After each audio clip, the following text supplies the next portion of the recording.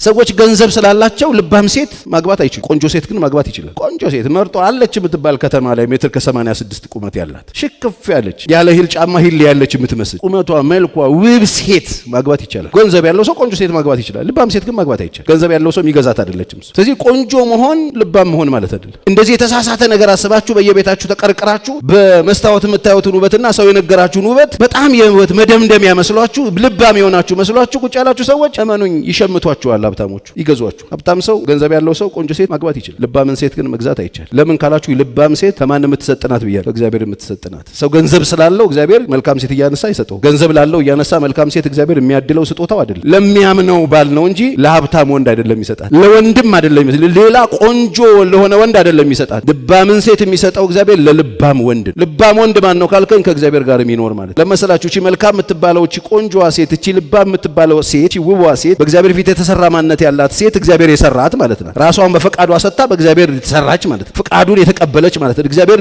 ሼፕ እንዲያደርጋት ፈቃዷን የሰጠች ማለት ነው። እሷን ሴት እግዚአብሔር ለራሱ እንደምትመች አድርጎ ከሰራት በኋላ ለሷ የማይመች ባል እንዴት ይሰጣታል? የሚሰጣት ከሱ ጋር ደግሞ ጤነኛ ግንኙነት ኖሮት ወንዱ አብሮት ኖሮ ሰሚት አድርጎ ባል ለመሆን ለተሰራ ታማኝና ልባም ወንድ እጅ የምትሰጠው ገንዘብ ላለው ጭራቅ አትሰጥ። ስለዚህ በጣም ጥንቃቄ ያስፈልጋል። ቆንጆና መልካም ልባም ሴት በጣም ይለያይ። ጥንቃቄ ያስፈልጋል። ቆንጆ ቤተሰብ ቆንጆ ትዳር ገንዘብ ሊያመጣ ይችላል። ገንዘብ ሊሰራ ይችላል። ቆንጆ ገንዘብ ግን ቆንጆ ትዳር አይሰራም። ጥሩ ትዳር ጎበዝ ባለ ትዳሮች ሰርተው ገንዘብ ሊያገኙ ይችላሉ። እውነት ውሸት? በጣም ብዙ ገንዘብ ግን ጥሩ ትዳር መግዛት ይችላል? አይችልም። ስለዚህ በጣም ወሳኙ ነገር ጥሩ ትዳር ነው፣ ጥሩ ገንዘብ አይደለም።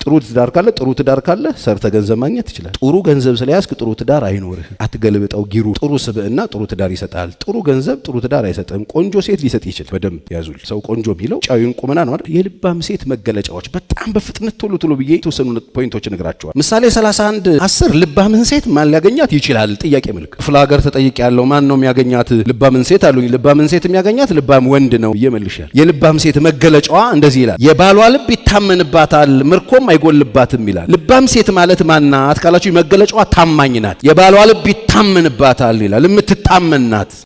ማንም ኮንቪንስ አድርጎ የሚያታላት አይደለችም።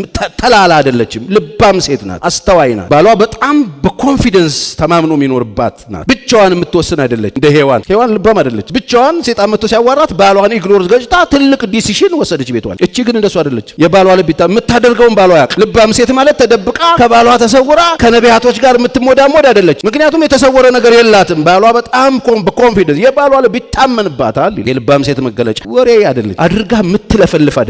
ስራዋ የሚያወራላት ትንሽ አድርጋ ብዙ የምታወራ አይደለች። ስለዚህ ቼክ አድርጉ። እኔ ልባም ነኝ ምናምን ብላችሁ በተለያየ ሶሻል ሚዲያ ምናምን የተንቀሳቀሳችሁ የተነቃነቃችሁ ልባም የሆናችሁ የመሰላችሁ በተለይ ከወንድ ጋር ግንኙነት ስላላረጋችሁ በጣም ስትር ብላችሁ ቤት ስለምትውሉ ልባም የሆናችሁ የመሰላችሁ ሴቶች ካላችሁ ቆም በሉና ቼክ አድርጉ። ራስ ታማኝነታችሁን ራሳችሁ ታውቃላችሁ። ምን ያህል ታማኞች ከትዳር አጋሮቻችን ዞር ስንል ምን ያህል ታማኞች ነን? እሱ ነው ልባም ማለት። የማይታየውን ነገር ጠርቶ ማን ሊያገኛት ይችላል? ልብ የሚታይ ነው እንዴ? አሁን የኔ ልብ ይታያል? ልብ የሚታይ ነገር አይደል? የማይታየውን ነገር ጠርቶ ማን ነው የሚያገኛት? ምክንያቱም የውስጥ ሰው ነው። ታማኝነት ውስጥ ያለ ነገር። ወረኛ አይደለችም። ትንሽ ሰርታ ብዙ የምታወራ አይደለችም። መለያዋ የጀመረችው መልካም ነገር ትጨርሳለች። በኑሮዋ ቆራጥና ታጋይ ናት። በጣም ቆራጥ ናት። በኑሮ ላይ ሲሪየስ ናት። አቋም አላት። የጀመረችውን ትጨርሳለች። ልባም ማለት እሷ ናት። ጥፍሯን አሹላ በየሶሻል ሚዲያ እየመጣች ሁማኔር እንዲህ የምታረግብን አይደለች። መስሏችሁ በጣም የምትንቀሳቀሱት ሴቶች ያስታውቃሉ። እንዳልሆኑ ያስታውቃሉ። ፍለርት ምናምን ያደርጋሉ። በመስታወት ሶሻል ሚዲያ መጥተው ፍለርት ነው የሚያደርጉት። ምን እያልሽን ነው? ልባምን ማን ሊያገኛት ይችላል ምናምን እያሉ አንቺ ልባም አይደለች። ስምሽን አሁን አልጠራውም መሽቷል። ልባም ሴት ችግር የምታጋነን አይደለች። ችግርን የምትጋፈጥ ናት። ችግር ሲፈጠር ቤቷ ላይ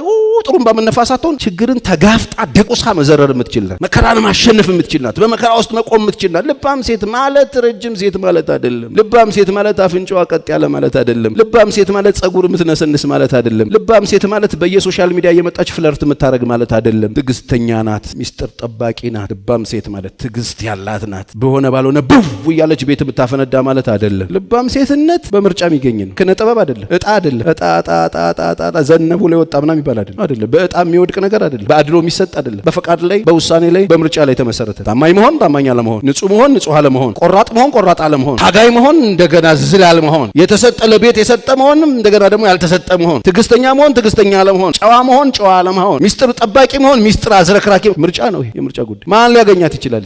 አሉ ወይ ነው መጀመሪያ ሲጀምር አሉ ወይ